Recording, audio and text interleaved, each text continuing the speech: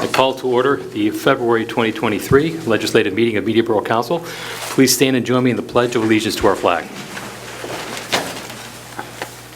I pledge allegiance to the flag of the United States of America and to the republic for which it stands, one nation, under God, indivisible, with liberty and justice for all.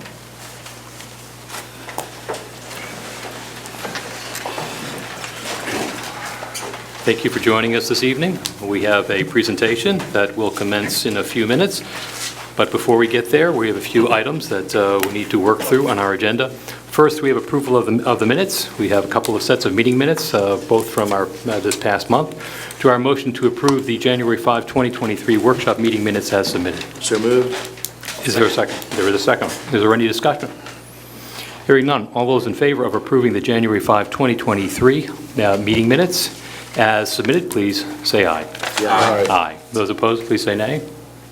The motion passes unanimously. And then we have our legislative meeting minutes from this past January 19. Do I hear a motion to approve those as submitted? So moved. Second. Thank you. Any discussion? Hearing none. All those in favor of approving the January 19, 2023 legislative meeting minutes, please say aye. Aye. Aye. Those opposed, please say nay. The motion passes unanimously. All right, we have public comment and privilege of the floor. We have a microphone over there, but before we get to the microphone, Karen Rapino, have we received any messages by way of email? The address there is email@mediaborough.com.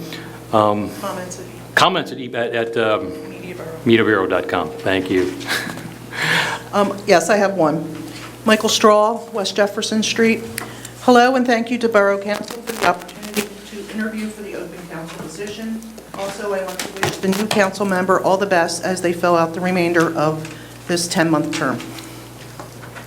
Okay, Michael Straw, I believe that he is, did we have address?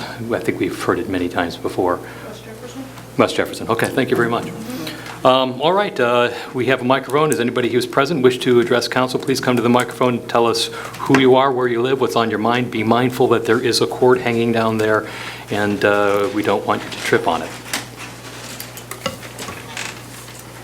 Hi, I'm Stephanie Gaboria with Linda Emery and Marcia Tate. We're with Friends of Glen Providence Park. I'm at 506 Parks Edge Lane, and I would first like to thank Borough Council for the wayfaring signage in town. There are signs indicating where Glen Providence Park is, and I love those new maps on the kiosks that show where Glen Providence Park is, which will clear that up for the people who have lived here and haven't known what it's called or that it's there. So we appreciate that. We are, of course, an all-volunteer nonprofit organization, and this summer we'll be entering our 13th year of free and family-friendly monthly events, including summer concerts, nature walks, and volunteer events, and stewardship projects, including our Friday morning conservation crew that works year-round to improve wildlife habitat in the park. And we are in transition this year. I'm going to be on sabbatical for several months, and Linda Emery is our interim president. And we are working on making our organization sustainable for the next 12 years.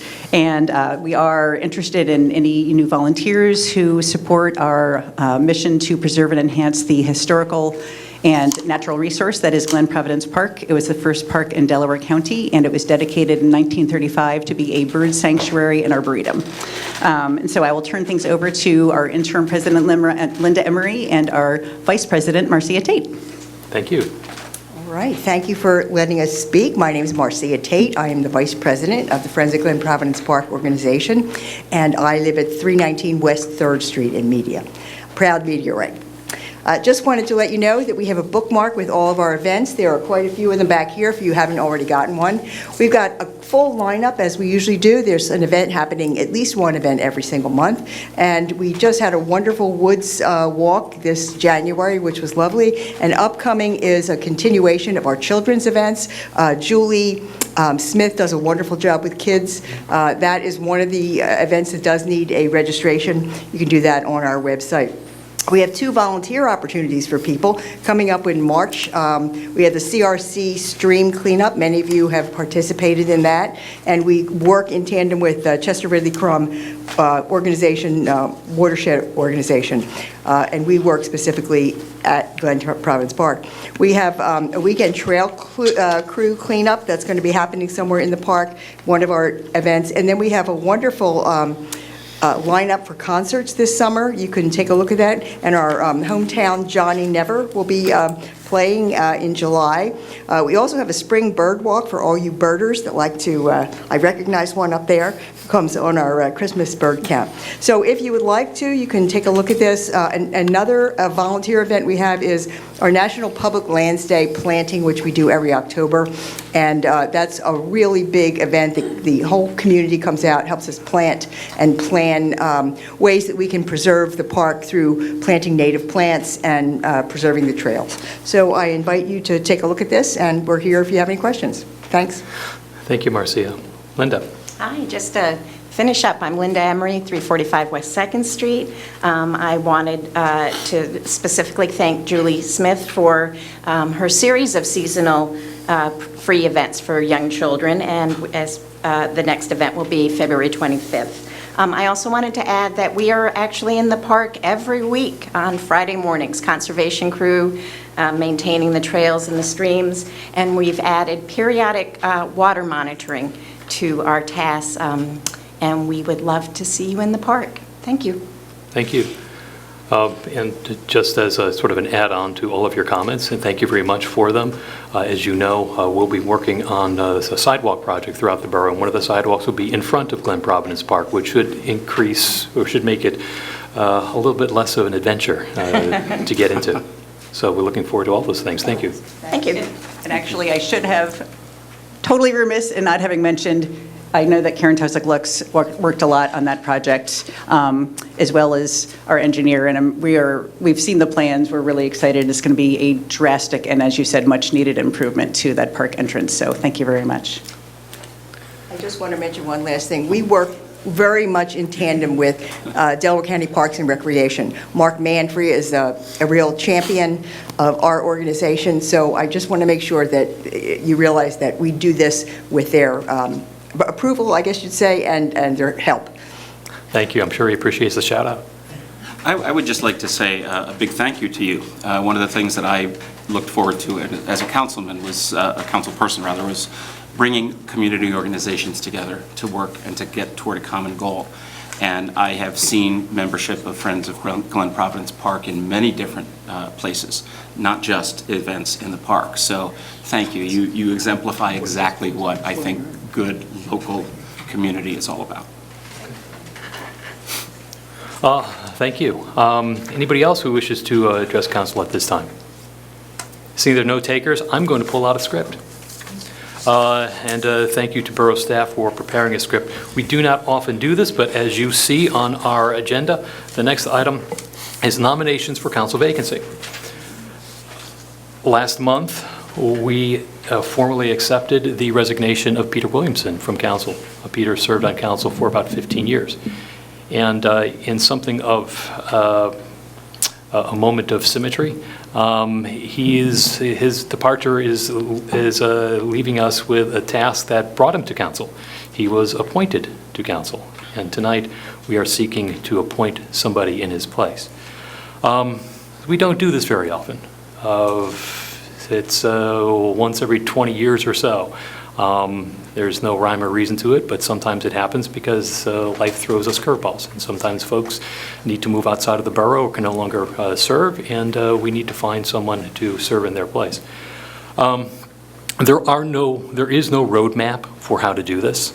There isn't. There is a state statute that says that when somebody resigns from council and their resignation is accepted, council has 30 days in which to appoint somebody. It doesn't say how you're supposed to appoint them. It's up to you.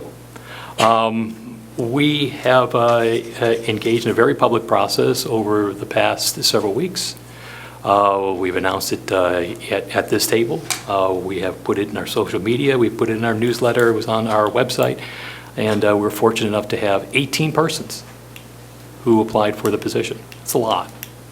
And of those 18 persons, we, as council, we decided that we were going to interview some of them, and we went through a process of selecting those persons that we wish to interview, and we did select 5 persons. We interviewed them this past Saturday. Each of them had a half an hour. Some wonderful questions, some wonderful answers, some wonderful questions in response to our questions. They were great. All that brings us to tonight. And the date is important. We have 30 days. We have 30 days from January 19. 30 days is February 18, which is Saturday, which means it folds over into Monday. We have to appoint somebody by this Monday. Otherwise, we no longer have that power, at least not unilateral. Because we don't have this is not something that we do on a regular basis, we have a script. And so I'm going to be using the script so that I don't stray too far off the point. So I'll begin. Nominations are now in order for the office of Borough Councilperson. Are there any nominations? I nominate Lisa Gilman. Lisa Gelman is nominated. Are there any further nominations? Lisa Gelman is nominated. Voting will be conducted in the order of nominations. There is no order of nominations since there's just one.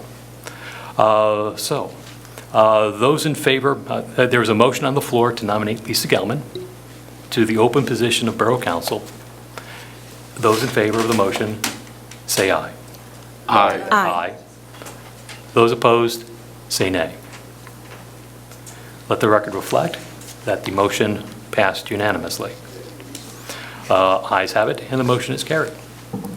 According to Borough Code, council appointments must occur through resolution. Is there a motion to adopt Resolution 2023-11, appointing Lisa Gelman to fill the council vacancy? So moved. Is there a second on the motion? Second. Is there any discussion on the motion? Hearing none.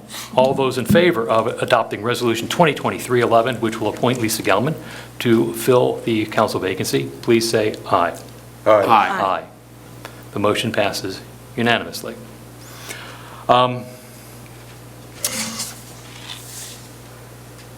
Well, congratulations to Lisa Gelman. We're quite there. The next item on the agenda is the swearing-in ceremony. We'll ask Lisa to join us up front, and I think she has already submitted an affidavit of residency. Have you done that, Lisa? It's already in Karen Rapinoe's possession. That is another formality, and that appears to have been met. And we'll ask the mayor to do what he does and do the honors of conducting the swearing-in ceremony.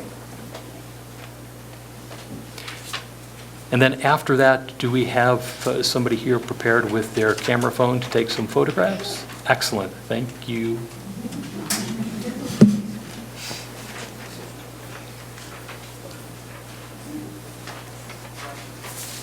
Up here. Hi, Lisa. Is Jeff supposed to come up to? Yeah, no, you're fine, right there. Is Jeff supposed to come up to? Oh, Jeff, yeah, Jeff, come on up. I love you, come on up. Jacob. Come on, Jacob. Anybody else? No. Stand over there. No. Doesn't matter. That's fine. So you want to do with the camera. Ready? Okay, Lisa, repeat after me. I, Lisa Gelman, I, Lisa Gelman, do solemnly swear do solemnly swear that I will support, that I will support, obey, and defend obey, and defend the Constitution of the United States, the Constitution of the United the States Constitution, and the Constitution and the Constitution of this Commonwealth, of this Commonwealth, and that I will and that I will charge the duties charge the duties of my office of my office with fidelity. with fidelity. Great. Congratulations.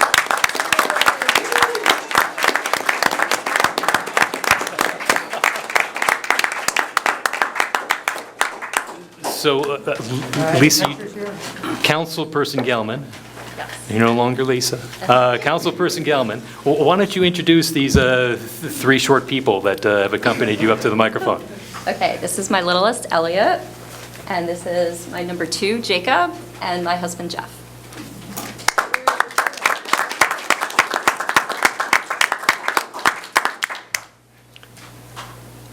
So, there we go. I'm sorry. You're not in the picture, man. Here you go. Okay, there you go. 1, 2, 3. Thanks. All right. So, Councilperson Gelman, come, have a chair. Enjoy. I need to grab. Okay. No one's going to take your coat. My tea. Okay, good. Okay. Elliot, can you grab my things?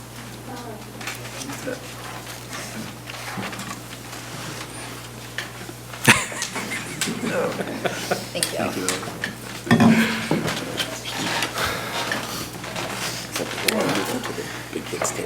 Before we move on to the next item on the agenda, I'd spoken with Councilperson Gelman before the meeting, and she has agreed that since she is very new to council and has not participated in any of our deliberations so far, that she will abstain from any votes tonight, and will grant you a standing abstention to all votes tonight. Is that fair? That's fair. Okay, good. Well, we're going from high note to high note this evening. We have this wonderful presentation. Alex Tex is here from FHI. He has been the lead on our form-based zoning initiative. And he is here to give us something of a summary of where things are in advance of council taking action. So I'm going to be giving you all a little presentation here as a refresher. It's been a little bit of a while since last time I was in front of you, and before, or since you've seen this form-based code and likely opened it up again. And so what I'm going to do is just kind of give everybody a reminder of all the work that went into it. Give everybody a little bit of a reminder of some of the key elements of the code, and hopefully give everybody an opportunity to spend a little time with the ordinance. Everybody, all the council people have a copy of the ordinance that you should be able to review in advance of the adoption process. For those in the public, we do have a copy online, but we need to update that copy with the most recent version, and we can do that very shortly. This is much better holding it rather than leaning into the microphone here a little bit.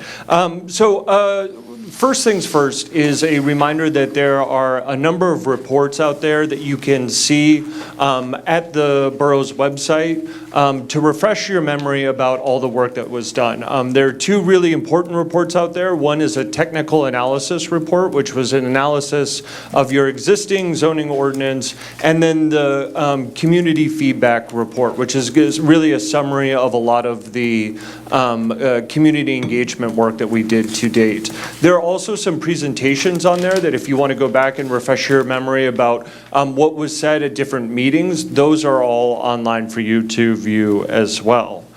So I want to start with a little bit of the project history. So remember, more than a year ago now, we looked back and we looked at all of the past ordinances that led up to sort of your existing zoning ordinance now, and looked at how you went from a very simple, you had these R2 districts and this business district and this one R1 district, and how the map had evolved and changed over time to create the borough that you all now live in and presumably love to live in.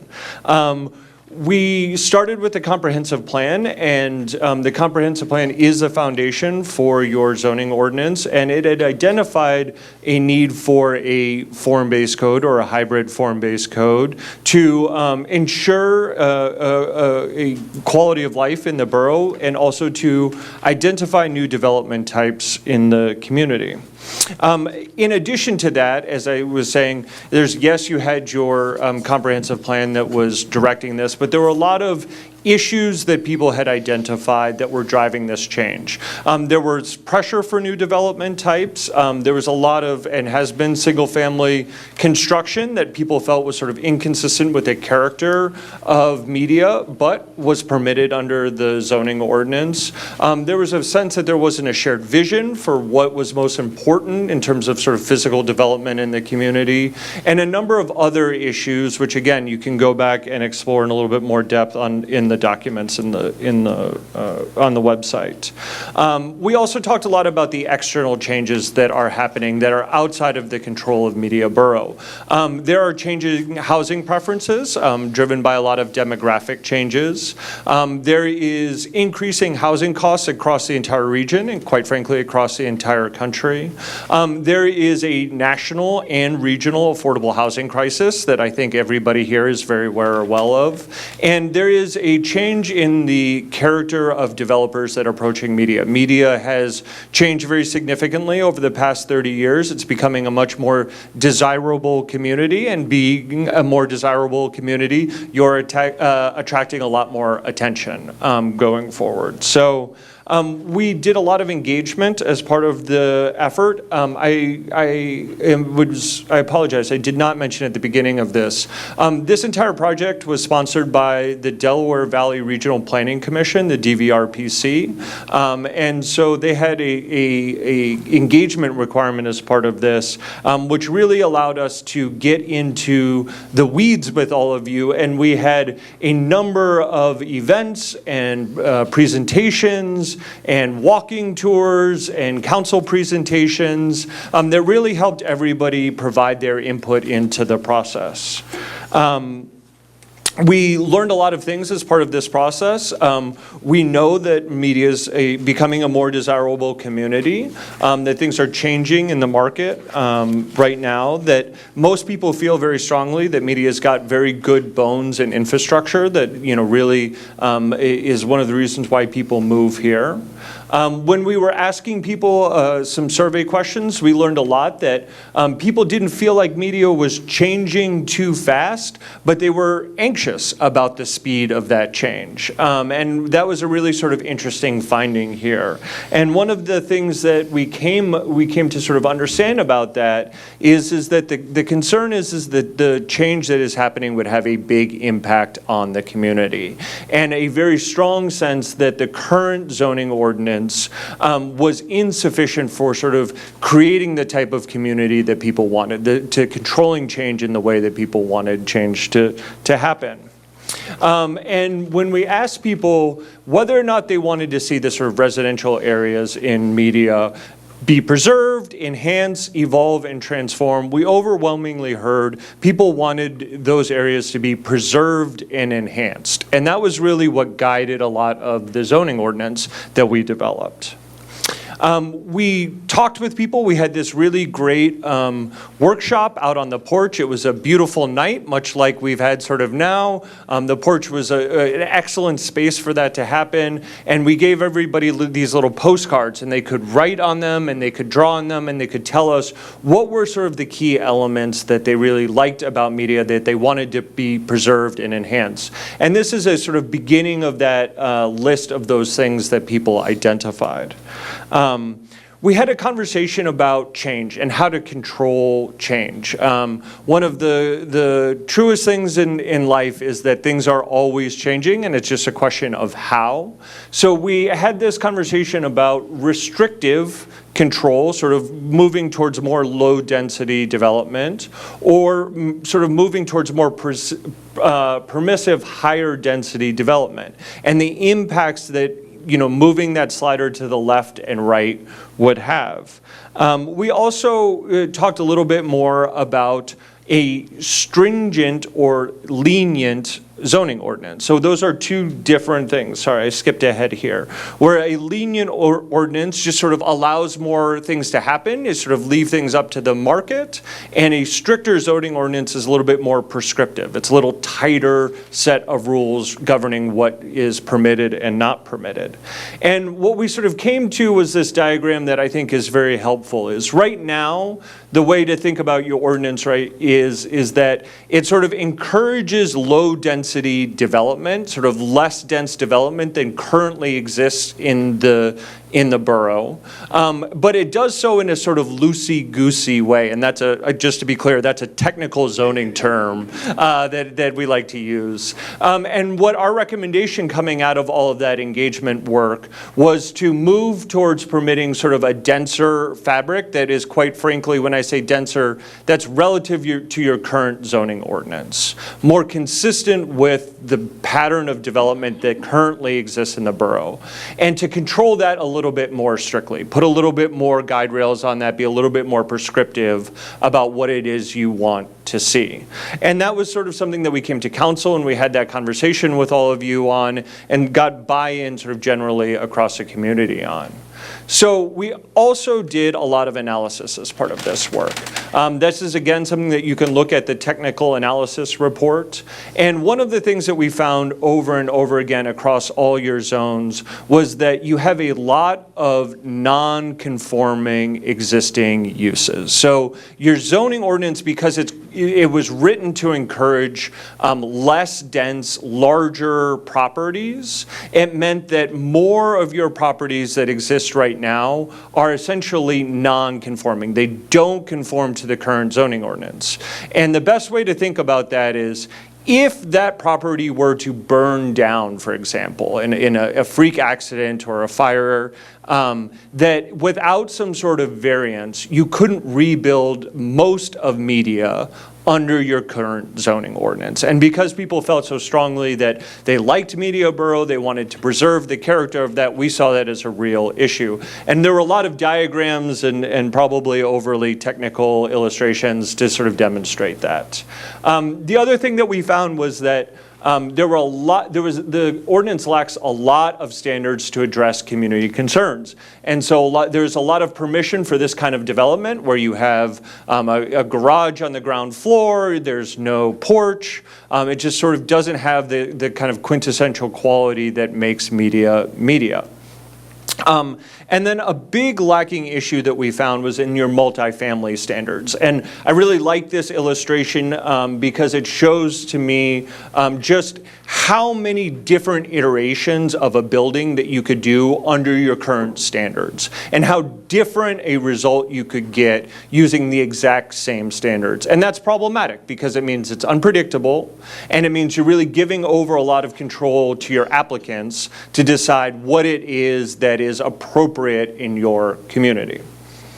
And so as a result, what we found is that your zoning code really encourages a lot of large lot development, big single-family homes, parking in kind of any configuration, roof types in any configuration, no standards for the things like porches and kind of key core elements that people identified as being important. So, and those have to be, and a really critical part of that is those projects have to be approved. The borough has no discretion about that. They're permitted by right. So, we brought in this idea of form-based codes and hybrid form-based codes. And one of the key things that we did as part of this is we sort of reorganized your zoning ordinance. We kind of threw in a little bit of a freebie here by saying, okay, we're gonna take your current zoning ordinance and we're gonna break them up into these 6 chapters is a way to think about it, or volumes. They're general provisions. There's the form-based code section, which is your residential section. Then we're calling the Euclidean zones. That's your your MERC, your ROA, your HBO, your industrial districts.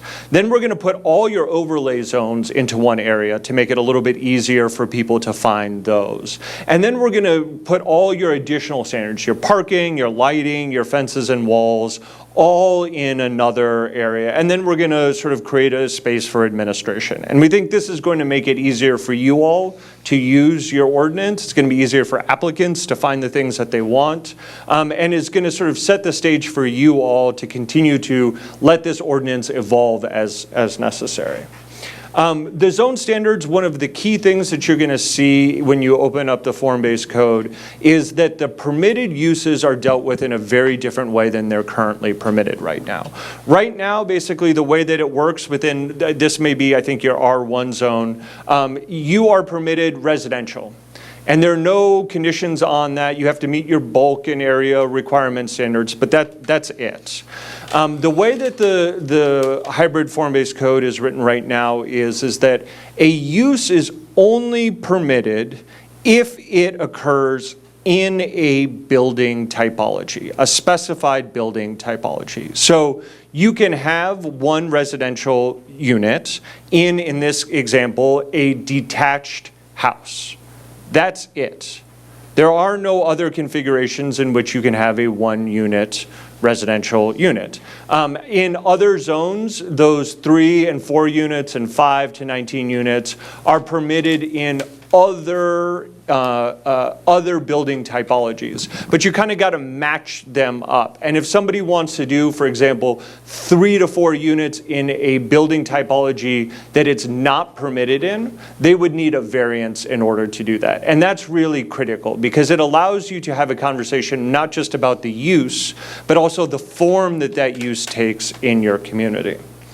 Another thing that we did, which was really important to this, and this is, I have to admit, one of my favorite sort of innovations in zoning that's going on right now is media is this great place that has evolved over generations and centuries. And as a result of that, you have zones that are not like your sort of exurb neighbors where it was all built at the same time, all the lots are identical, they all have the same width and the same size. No, you've had people subdivide, somebody dies, somebody buys the lot, they come together, they build a house, and all of a sudden you have a lot of variety. And in a zoning ordinance, that's very difficult because we have to, as a matter of law, sort of apply some of the same standards to the same types of things. And so one of the things that we did here is we said, okay, we're going to start using the lot width as a way of establishing what's permitted and not, and what your setbacks are, what your minimum lot standards are. And so that means that a 30-foot wide lot, for example, can sit next to a 50-foot wide lot or a 65-foot wide lot. And you can control the setbacks and you can control what's built on those two things somewhat independently. And that allows you to maintain a lot of the character that you have in your community, where you may have a smaller house on a larger lot, and that's a good thing. And you don't want, and what we heard over and over again, is somebody to come in and buy that lot, knock down that smaller home, and build an enormous home on top of it because they could by right. Okay, so that's a big, these table of permitted lots and building forms is really critical. The other thing we did is we introduced a number of new building typologies, which often people talk about as sort of missing middle housing.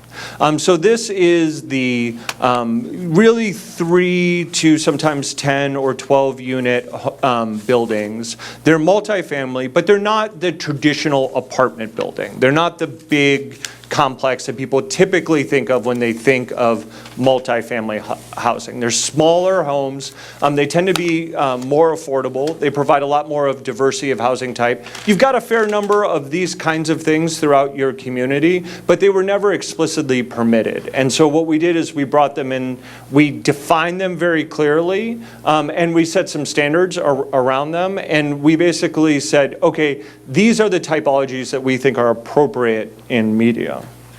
The other thing that we brought in here, and one of the things that sort of came out really early in this, is in some of the more recent projects that had happened, there had been some, they're not quite faux elements or fake elements, but they're sort of things that aren't quite usable. And the porch is kind of the quintessential one. Maybe it's a 2-foot deep porch that you could put a chair on the porch, but you couldn't sit in the chair. You couldn't quite get around it. And so one of the things that we felt really needed to be brought into your ordinance was requirements that those types of elements be built so that they're functional and usable. And so we brought in a lot of standards around these types of things into the ordinance. You'll also find a number of additional sections within this hybrid form-based section that is called, they're the design guidelines, your building design standards, your landscape standards, your accessory dwelling unit standards, your open space standards. These are all standards that are specifically applicable only to your residential districts. Okay, and you can go in there, and we've had a lot of conversations through this process about some additions and amendments to these sections. We've made a number of key changes throughout all of this. So as a result of the changes that you will be voting on, there's going to be a lot more lots, a lot more existing structures that are in conformance with your current zoning ordinance. That's really important for a community that wants to encourage property owners to invest in their properties, because what it means is if you want to add a deck or you want to go out and you want to make a modest expansion to your house, you can do that without having to go through the variance process. And for a homeowner who is doing a relatively small project, that can be very time consuming, it can be very costly. Sometimes you have to get a lawyer to do it, sometimes you have to get an architect to come in and testify. It can really add to the cost and end up being a deterrent to investing in your property. The other thing is that we've significantly diminished the number of lots that theoretically could double the square footage of the home on the property if they knocked down that home and rebuilt something new. Okay, so we've really eliminated the incentive on a lot of properties to just straight demolish and say add an extra 2,000 square feet or 1,500 square feet to the home on the property. We've added a lot of support for missing middle housing. We've added a lot more direction for the types of housing that can be built. So there's a lot more encouragement for the kind of diversity of housing types that people said they really liked in the community. We put more direction on what the types of elements that can be built and the types of housing that can be built. More requirements for what I say are the key elements that make media. When we had those conversations and we had those little postcards and people were able to draw what they really thought was like, these are some core elements that really are important to our community, we've now made those requirements as part of the development process. Another big thing that we decided to do was to reduce building heights on blocks that do not have 3-story buildings. So there's a lot of blocks in media where you have 1- and 2-story homes on them. But as it sat in your current ordinance, pretty much everybody was able to build up to 3 stories. And we really saw that as a potential threat as media becomes more attractive, as more and more people want to move into this area, that you could end up having people who buy a lot, maybe it's a 1-story lot, they say, I can do 3 stories on this, perfect. Knock it down, build something on top of it. And so we've really sort of taken away that incentive.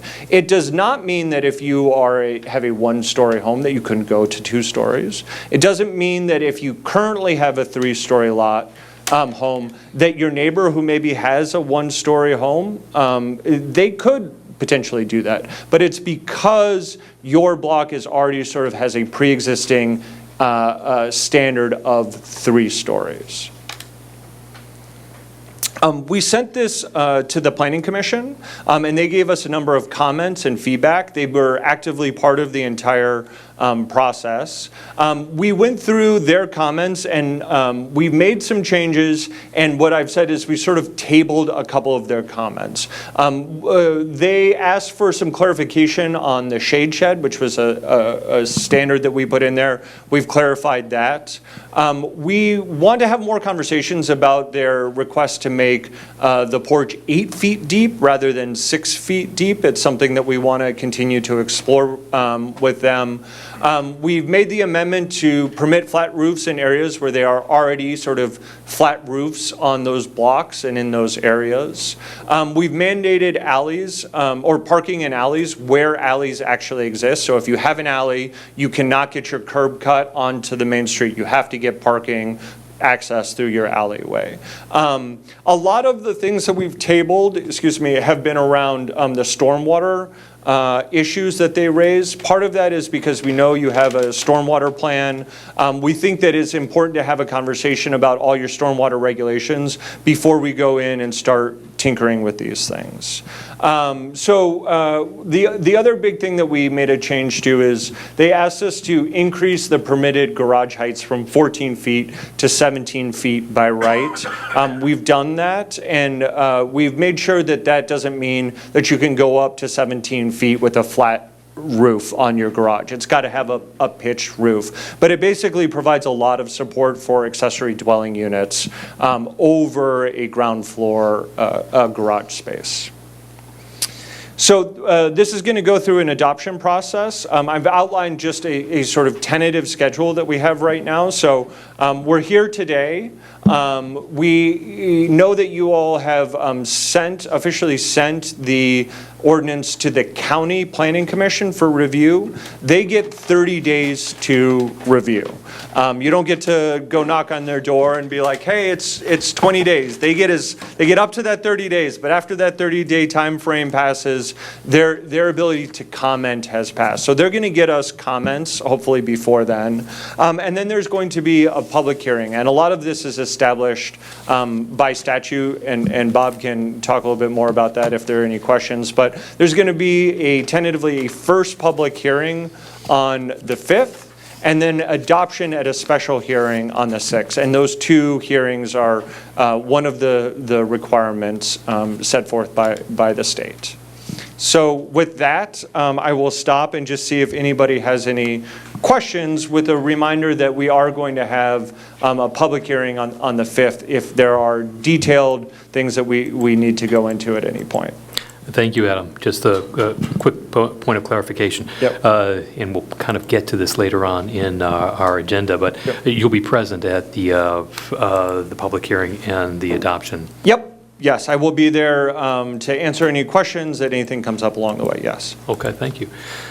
Any member of council have any questions or comments for Adam?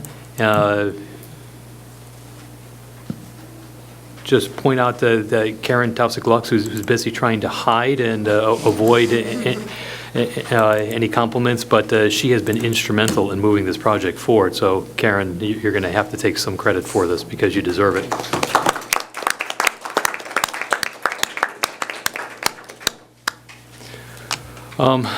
Thank you, Adam. Thank you.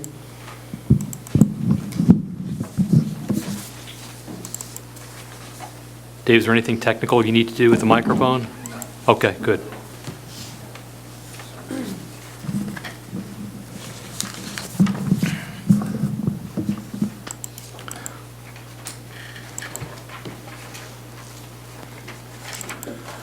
For folks at home, we're just busy allowing Dave to do some technical stuff so that we'll be able to move forward without incident.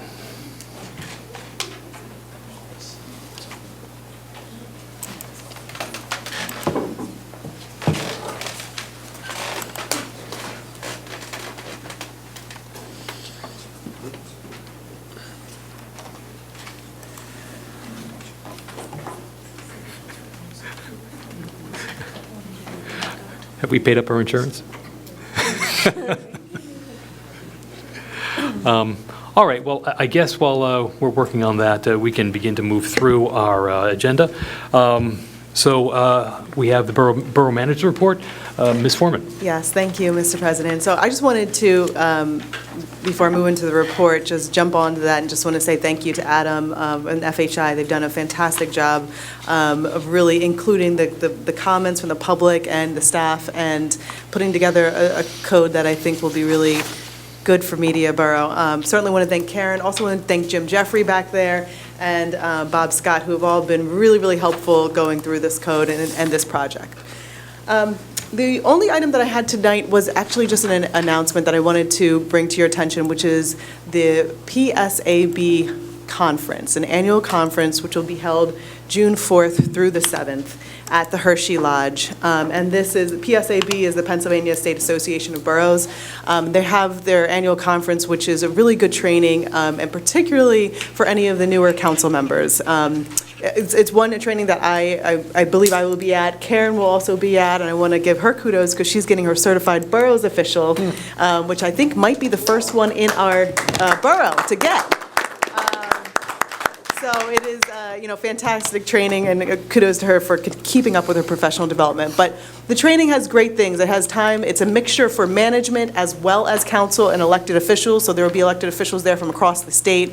really good topics, policy topics like EV and stormwater, and good things about like right to know, the laws that you guys need to know. There is a mini boot camp for newly elected officials that I would highly recommend. So I just wanted to put that out there for all of you, and I'll circulate it electronically, but I think the newer members have an actual hard copy of the agenda for that training. So, yeah, so that I really just want to encourage you all to attend. I think it'll be very helpful for the borough.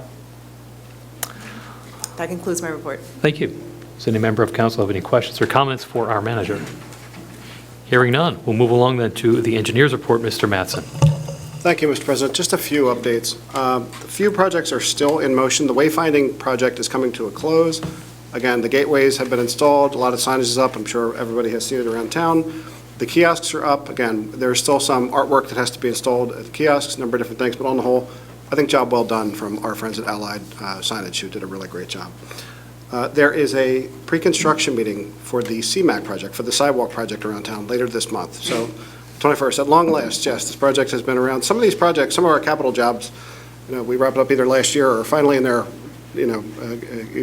coming to fruition here. So 21st will be the pre-construction meeting for that job. And then looking forward into the spring, we'll see the installation of the landscaping over at the Rain Gardens at Jefferson and South Avenue. And again, also our road program for 2023, Mike Green and I will be scheduling a meeting to talk about the list of roads for this year's road program. So still a lot of activity here in the borough. And again, as always, a little bit of caution I mentioned at the workshop meeting. Aqua is around town, Pico is around town. So if you're in the neighborhood around these cars and you can detour, please do. And if you have to come up near this equipment, just please be very careful. We've had some very near misses and we don't want to see anybody get hurt during construction. So unless there's any other questions, that's all I have. Does any member of council have any questions or comments for our engineer? I'm going to cast a little bit of a bright light towards you, Mr. Mattson. I've been held over by several folks in town who've been very complimentary of the wayfinding project and the signage, and in particular, the sign that sits near to the Starbucks. And that was sort of your genius moment. So thank you very much. Early returns are positive. Well, again, it's a big team. So our consultant Merge, again, starting back with us back in 2016, has been very patient with the borough while we've gone through a lot of changes. Allied Construction has done a very good job. We had a number of subcontractors who helped us, some of the flat work with the concrete and the brickwork, but again, hats off to Karen, hats off to Brittany. A lot of people came together to make this happen, and I get to open the Christmas present, so I will take the credit. Thank you. All right, we'll move along then to the solicitor's report, Mr. Scott. Thank you, Mr. President. I don't have anything to report tonight. Does any member of council have any questions or comments for Mr. Scott? Hearing none, we'll move along then to the mayor's report. Mayor McMahon. Yes, last month we had 618 complaints on the complaint log. A couple of the interesting ones were assistance to other police departments, 41, assistance to the public, 76, domestic, 14, medical emergency, 52, parking complaints, 25, and 26 traffic accidents. That's a pretty high number for a month, so hopefully we'll have less next month, and that's all I have. Thank you, Mr. Mayor. Any questions or comments for the mayor? I'll make a comment. The end result was not a favorable result, but the rally that we had, the pep rally that we had for the Philadelphia football team, I don't know if I can mention them by name, but that was a tremendous event, and you had something to do with that. So thank you, and to all who were involved, including the council person who's sitting immediately to my right, who Liz asked me not to mention her name, and I haven't mentioned her name. and one of my relatives. And one of your relatives. That's right. That was sort of a, hey, folks, let's put a show on in the barn in a week's time, and it was a phenomenal event. A lot of hard work that went into that, and it showed. All right, we'll move along then. We'll go into the council committee reports. Councilperson Robinson, Properties, Public Works, and Fire. Yes, good evening. I'll try to get through this relatively fast. We're almost an hour into our session. As I do every month. It's on. Yeah. Hey, I know how to turn it on and turn it off. I'm much better at turning it off than I am at turning it on. We, as I reference every single month, I work with the fire company as their liaison. I encourage any borough resident or somebody in the media community, if they want to serve as a firefighter and/or on the administrative side of the company, please stop by. The fire company would be more than happy to put you to work either as an administrative assistant type of position and/or a firefighter if you are at all interested. The chief was on actually duty, so he did not forward his report to me, so I will get that to you next month. Prior to tonight's council meeting, I had the opportunity and privilege to be at the youth center with our Senator Kearney, and our senator was nice enough to present to the youth center a check for $65,000 from DCED grant that the youth center applied for HVAC for the facility. So now it will be a facility that we'll be able to use 365 days a year instead of the place in the summertime where the kids would run to the fans that were by the doorway to try to cool off.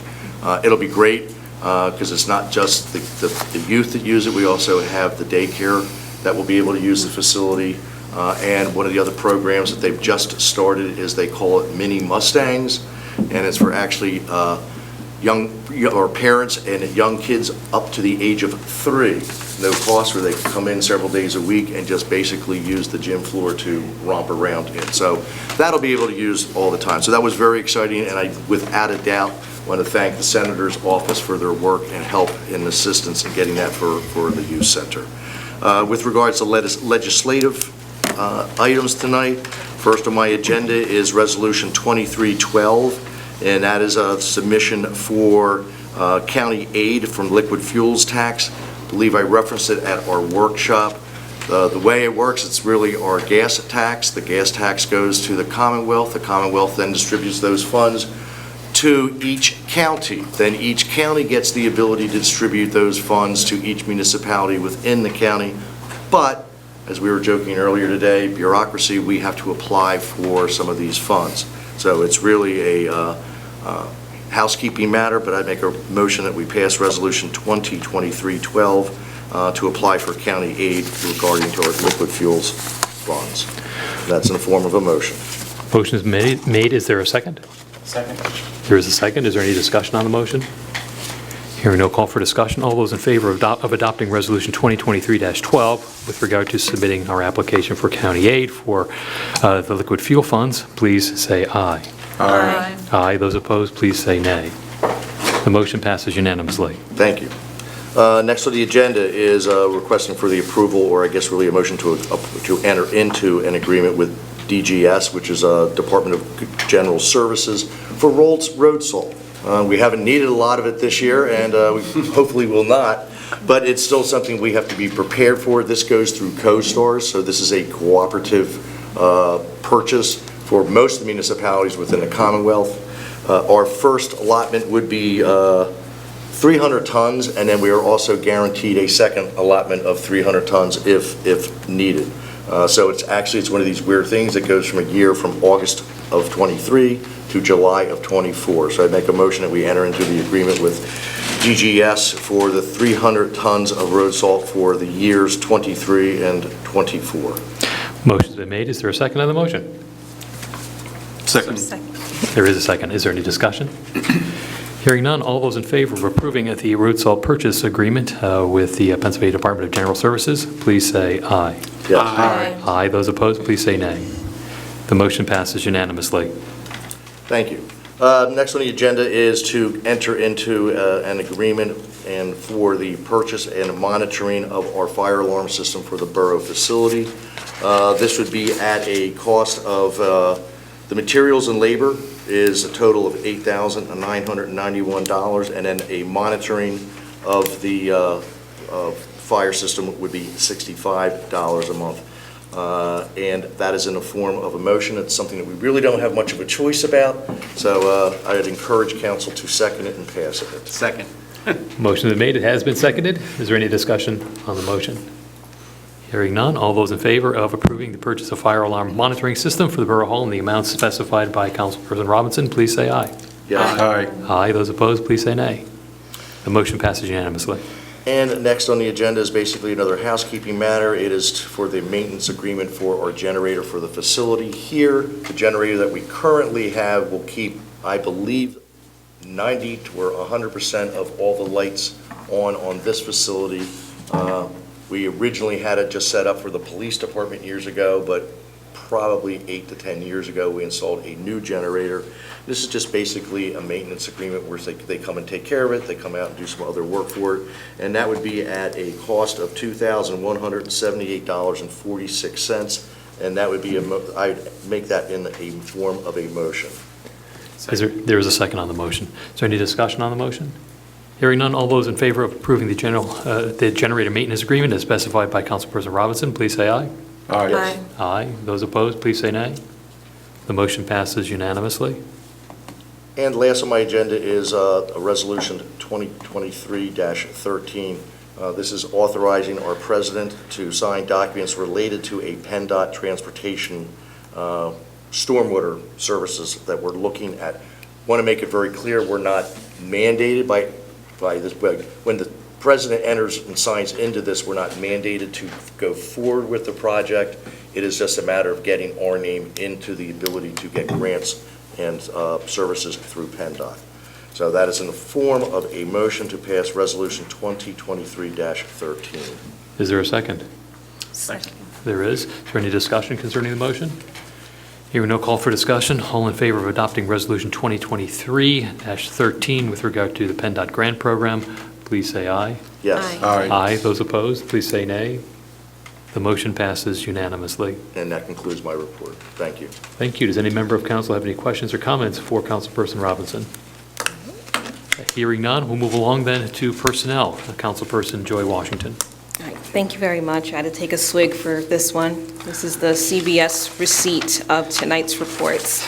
So let's have a couple of announcements, and the first on the agenda is to authorize the hiring of Kelly Sides for the position of turnkey. They offer that as in the form of a motion. Second. Well, second. Motion been made, it has been seconded. Is there any discussion concerning the motion? Just for education purposes, a turnkey is a name for an employee that works with the police department monitoring closed-circuit cameras.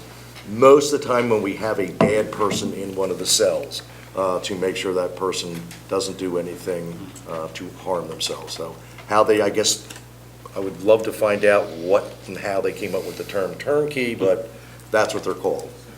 And Kelly has worked as an EMT for years, has done tons of trainings. So excellent addition. All right, I'll call the question. All those in favor of authorizing the hiring of Kelly Sides as a turnkey, please say aye. Aye. Aye. Those opposed, please say nay. The motion passes unanimously. Okay, next item, once again, authorizing the hiring of Louis Silvestri for the position of turnkey. Second that. Is there any there's a motion been made, it has been seconded. Any discussion on the motion? Hearing none, all those in favor of authorizing the hiring of Louis Silvestri for turnkey position, please say aye. Yes. Aye. Aye. Those opposed, please say nay.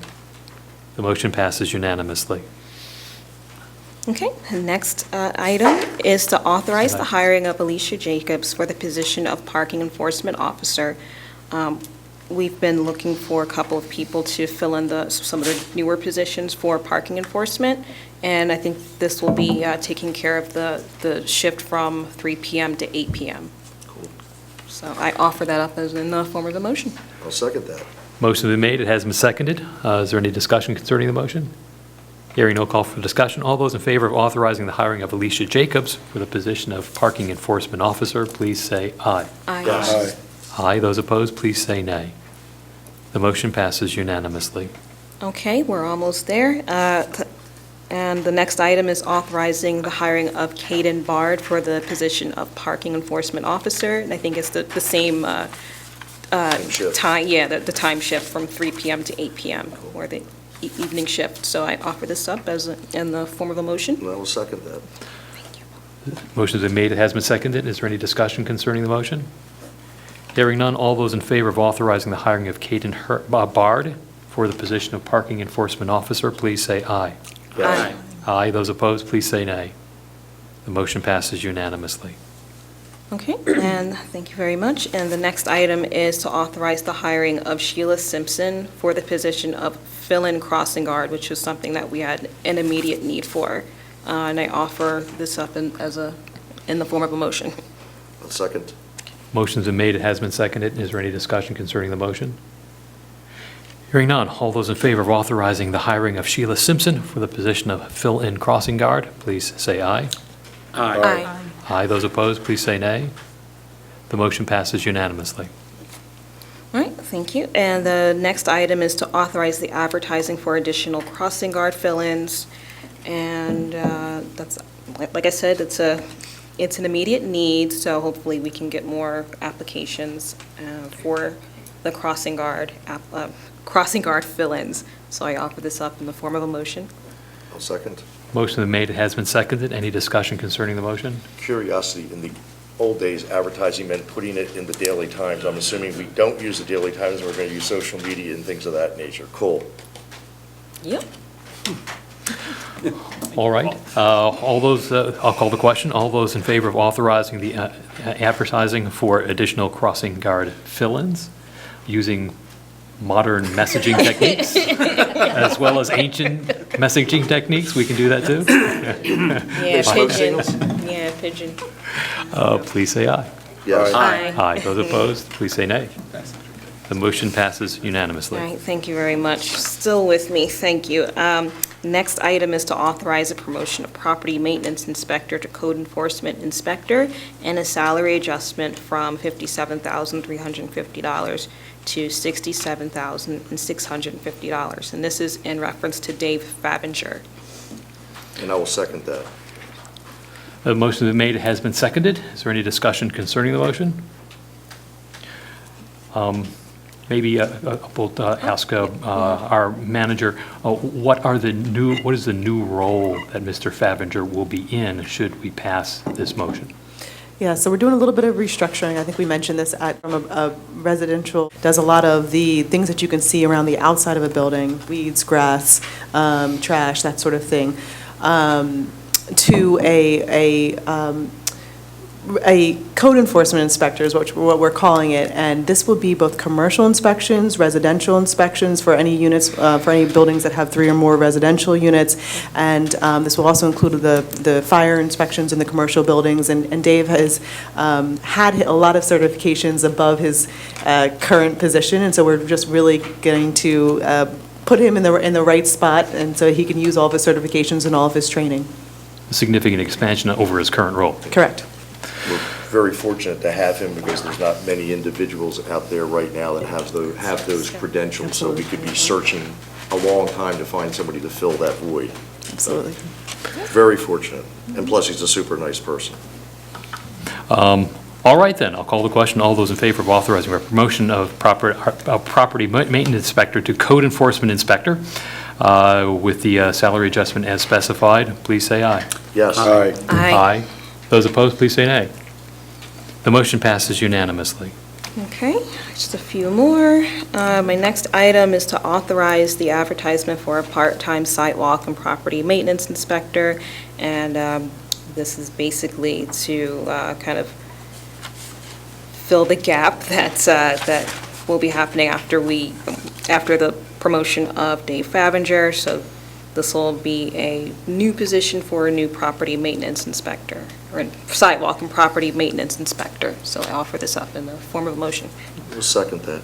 Motion has been made, it has been seconded. Is there any discussion concerning the motion? Yeah. The only thing I wanted to add was that this is we are now combining 2 part-time positions, so this is part of the restructuring. There used to be 3 different kind of code enforcement inspector type positions, and now we're going to elevate Dave and combine the other 2, so.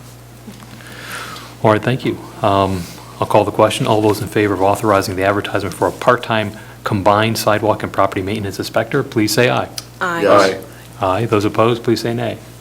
The motion passes unanimously. All right, thank you very much. And my next item is the authorization of authorize the advertisement for a part-time recreation office manager, and this should be helping out office tasks, and will also be helping out our staff and kind of taking the load off of Karen's amazing work and Brittany's amazing work too.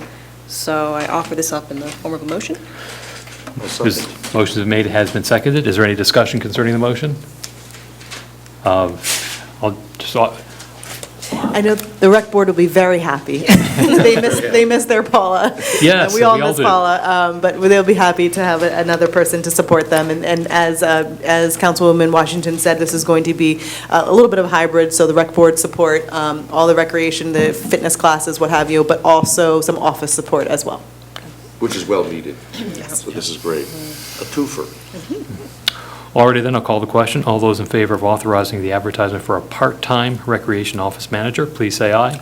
Aye. Aye. Those opposed, please say nay. The motion passes unanimously. Okay, thank you very much. Just had to check to make sure I didn't have any more items. So this is my final item of tonight, as the adoption of the revised employee personnel manual. If I have any comments, I don't think I have any comments. Yeah, I offer this up in the form of a motion. And I will second. Motion been made, it has been seconded. Is there any discussion concerning the motion? Hearing none, all those in favor of adopting the revised employee personnel manual, please say aye. Aye. Aye. Those opposed, please say nay.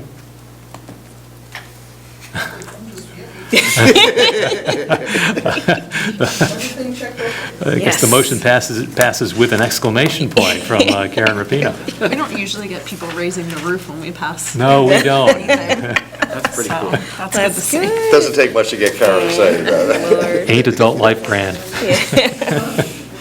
Yes, and that finally concludes my report. Thank you, everyone. Mop your brow. Is there any member of council have any questions or comments for Councilperson Washington? Well done. Seeing none, we'll move along then to Community Development and the Historic Architectural Review Board. That's me. Oh, you're right, it's up here. I'm Okay. sitting right It's just- here. I know, it's just, Vice President Elizabeth Romaine, Media Business Authority. Thank you, President Hall. Media Business Authority doesn't really have any announcements. We're going to be addressing an upcoming traditional event under Mr. Boyer's report. Did want to, can I move into Finance and Shade Tree Commission? I think we can do Can that. we go out of order? Okay, I'm on a roll now.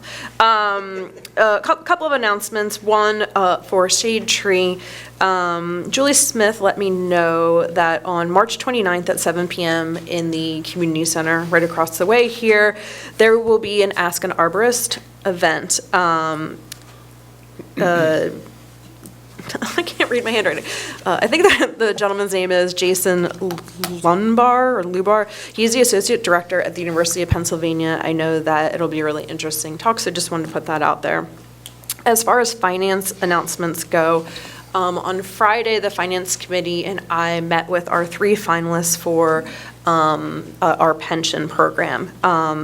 Currently, the Finance Committee and myself and Finance Department staff are reviewing the 3 finalists. We're getting our notes together, and we are starting to negotiate what a final agreement might look like. So I hope to, at the workshop meeting in March, present a proposal for what the new pension provider would be. But we did want to give a quick update on that.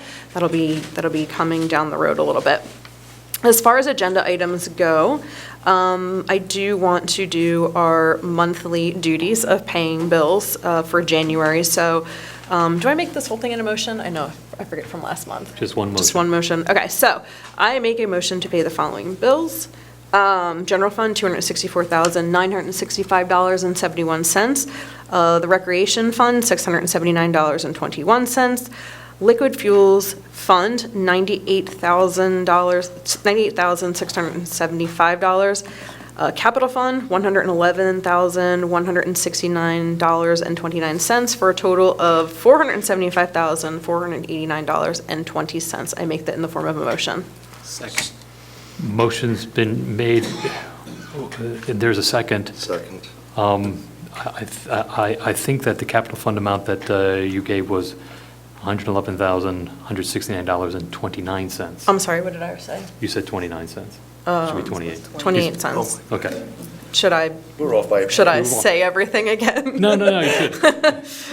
But will you amend your motion to include that revised amount? Yes, I amend my motion to include the revision on the capital fund amount. And the seconder is willing to second the amended motion? Yes. Okay, good. All that fuss for a penny. Is there any discussion from council members? Is there any discussion or clarification from our manager? You look as if you're eager to add something. You may have said it, just a clarification that this is ratification of the bills. Not approval of payment of the bills. Would you like me to amend my motion? Third time's the charm? Sure. Okay. I would like to amend my motion to include that this is the ratification of bills. And I accept it as a second. Okay, good. Because these bills have already been paid, so we're ratifying something that's already been done. All right, then. We've got there in the end. I'll call the motion. All those in favor of ratifying payment of the January bills from the General Recreation, Liquid Fuels, and Capital Funds, please say aye. Aye. Aye. Those opposed, please say nay. The motion passes unanimously. Okay, and for my final legislative item tonight, through Pliget Term and Pliget CD Purchase Program, the borough plans to invest $250,000 based on most favorable rates. The finance department's recommending that we purchase 60, 90, and 120 maturity, and then reinvest purchasing 90-day maturity certificates. So I would like to make a motion to authorize the finance department to place investments in certificates of deposit with Pliget. Motion's been made. Is there a second on the motion? Second. There is. Is there any discussion on the motion? I will have to abstain from the vote. All right, I'll call the question then. All those in favor of authorizing the Finance Department to place investments in CDs with Pliget, please say aye. Aye. Aye. Those opposed, please say nay. The motion passes unanimously with the exception of Councilperson Robinson. And just to make the point obvious, all throughout our new councilperson, Lisa Gelman, is not going to be voting. She's going to be abstaining because she has not participated in the discussions leading up to tonight. So the motion is approved by all voting members. And that concludes my report. Does any member of council have any questions or comments for Vice President Romaine? Hearing none, we'll move along to community development and HARB. That's my portion of that's my report. I do not have any announcements. I have one item for action tonight, and it's to authorize the FHI contract for continuing services with the hybrid form-based zoning code implementation. Adam Texa was here earlier today, and he made a presentation. He will be at a public hearing, we hope, in April, and he will be available for technical support. So this motion will allow us to pay him an amount up to $10,000 for his continuing work on this project. I make that in the form of a motion. A motion has been made. Is there a second? Second. There's a second motion. Any discussion on the motion? Just to clarify that it does have a cap. Yes, not to exceed $10,000. Okay. Any other discussion? All right. All those in favor of authorizing the FHI contract for continual services with hybrid form-based code implementation, please say aye. Aye. Aye. Those opposed, please say nay. The motion has passed unanimously.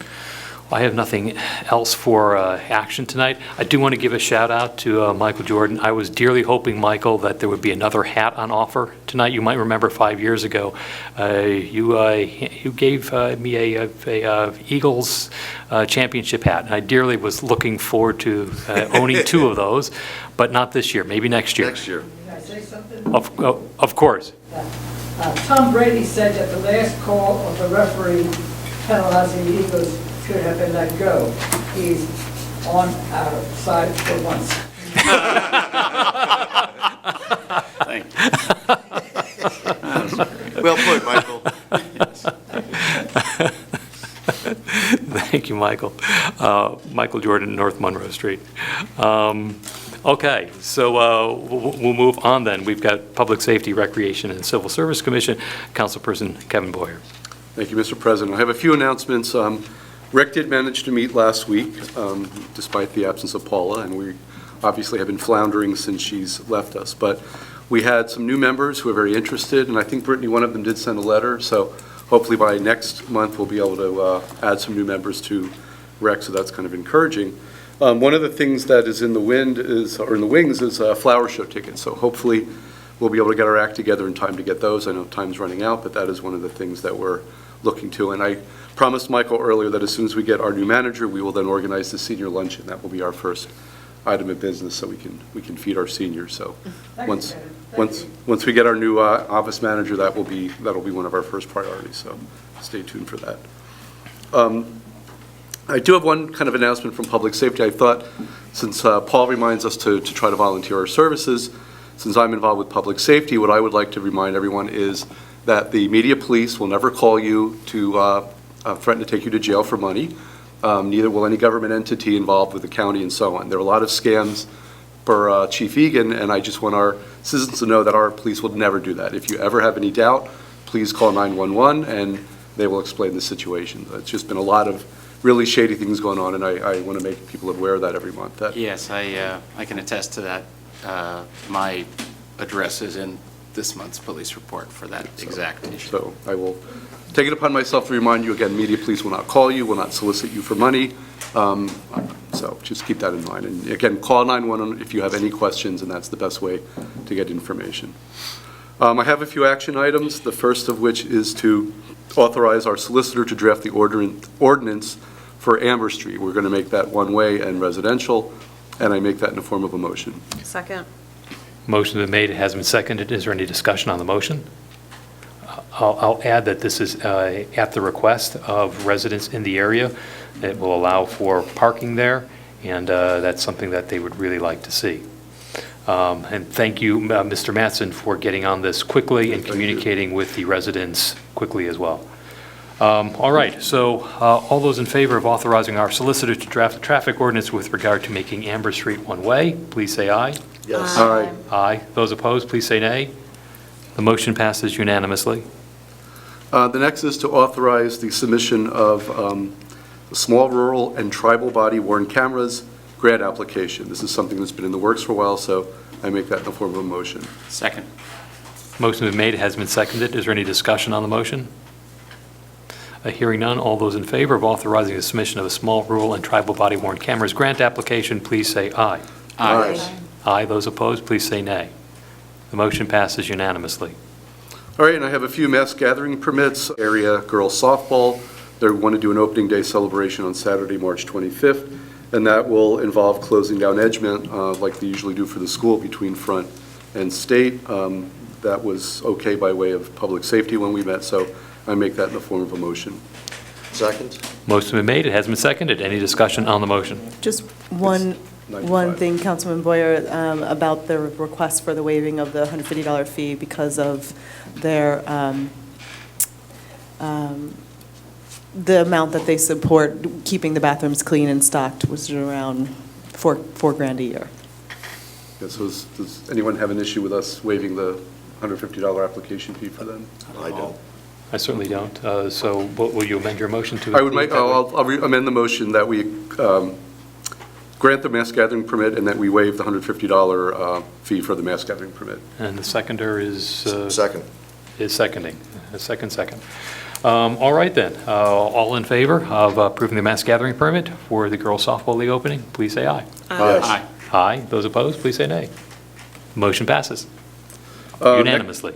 I'm sorry. Next item is an annual one to approve the permit application for Dining Under the Stars, beginning Wednesday, May the 3rd, and through September. That will serve as rain days, and those are all listed in the item here. So I make that in the form of a motion that we grant the mass gathering permit for Dining Under the Stars for this season. Second. I'll second. Motion been made, has been seconded. Any discussion on the motion? Hearing no call for discussion. All those in favor of approving the mass gathering permit for the Dining Under the Stars event well, actually it's this year. It's already upon us. Please say aye. Aye. Aye. Those opposed, please say nay. Motion passes unanimously. Number 6, we are back to doing the normal media 5-mile race, meaning that it's in June. It's on a Friday evening, and the date is Friday, June the 16th.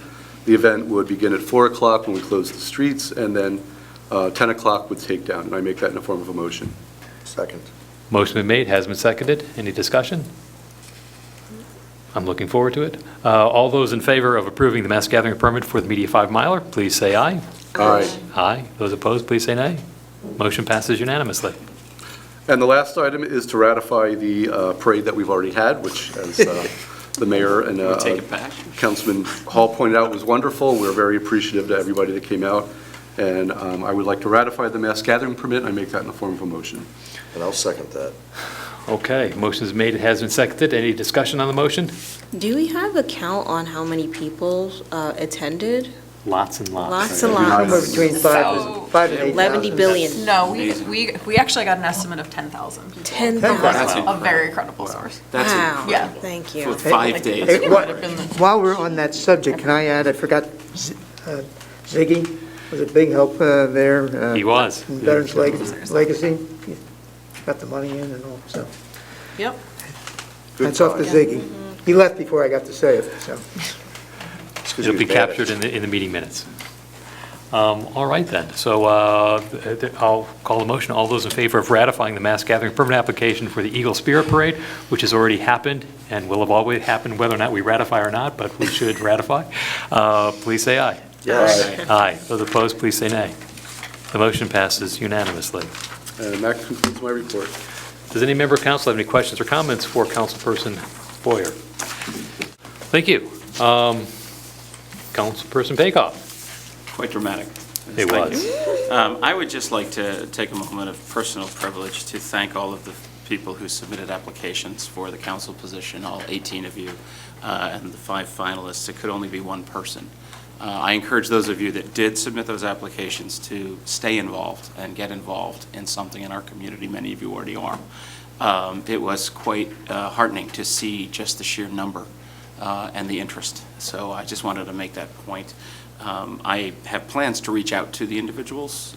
Some of them I know, some of them I don't, just to get a sense and meet some more of our neighbors. So again, thank you. I have no update from the library. The library meeting will come in a couple of weeks. EAC met last week. I have a few things to share, lots of interesting things. The one vote they took was to ask Karen Tosick-Lux to write a memo for Borough Council requesting the pursuit of grants for EV vehicles, EVs. The structure needs to be developed, so she will be looking for grants, and we should just be aware that that's coming. It's certainly something that everyone is aware of, down the road. One thing they talked about was the idling of police vehicles. There is a program or an item called Stealth Power, which would provide mitigation for the idling of the cars and keep the computers in the vehicles running. One of the issues is the cars need to run so that the computers can be running and they don't have to start up as they're making a run somewhere. The technology will save money on gas. It serves the computer needs. I think it's a no-brainer. And that's being investigated by the EAC's Transportation Committee. One other thing the Transportation Subcommittee is looking at is the potential for a multi-municipal micro-transportation plan. That's in the early stages. Lots of discussions going on, ideas including a micro-shuttle to the Springfield Mall, shuttle back here for dining under the stars, those kinds of things. Also, EAC is going to be launching a composting campaign in March, the second leg of that. There's a second compost video, and just wait, it's a lot of fun. Thankfully, I'm not in it, running around town. And also an update on the plastic bag ordinance. The ordinance requires businesses to post signs about the plastic bag and straw ban. That's something that I don't think was communicated as well. So one thing that's happening is they're taking a look back to make sure that everything is communicated efficiently. There will be signs with a QR code that has a link to the Borough website, including resources and vendors. Our new inspector, Lori Devlin, is going to be distributing those signs to the businesses. Let me see if there's something else. I highlighted a bunch of stuff. Oh, yes. And just as a follow-up for the Bryn Mawr College student, we have one student who was there, Lamisa Hussein, who's going to be working on the composting program that had already been started and is going to work on other projects as well during the course of this year. The EAC is going to help get her back and forth from the community. And that's all I have for the EAC. I thank you. That concludes my report. Thank you. Does any member of council have any questions or comments for Councilperson Pakoff? Hearing none.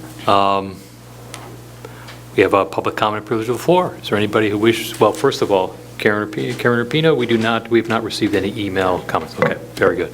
Does anybody wish to address council at this time? Please come forward to the microphone, tell us your name, where you live, and what's on your mind. Letitia Jevons, 400 South Orange Street. My question is about the property maintenance that is now code enforcement. Does that include things like conditions that are conducive to unwanted roommates, such as that have 4 or 6 legs or whatever, like bugs and mice? And does that include like making sure that people know what to do to prevent that and who to report to, like if you see a mouse or something? I believe it does, but Brittany, do we care to address that? So as the property maintenance inspector, if there are any issues with, rodents or what have you, you can first obviously reach out to your landlord, but if there's a significant issue, that is definitely something that can be sent to our code enforcement department, and someone can look into that. That particular person who's moving from property maintenance to a code enforcement inspector will not be doing that kind of stuff as the code enforcement inspector. They'll be doing more larger building inspections for commercial and residential buildings. But yes, if there is a global issue, feel free to reach out to code enforcement. We'll see what we could do working with the landlords. But first, please. But it may And also help. be a public health issue. Yeah, the health department, that would be our first call too, so, thank you. So there is a county health department number too, so that would be a good place to start as well. Was that helpful? Yes. Okay, good, thank you. Anybody else who wishes to address council at this time? Seeing that there are no takers, I'll entertain a motion to adjourn. Is there such a motion? So moved. All in favor? Aye. All those opposed? Motion passes unanimously. Good night, folks.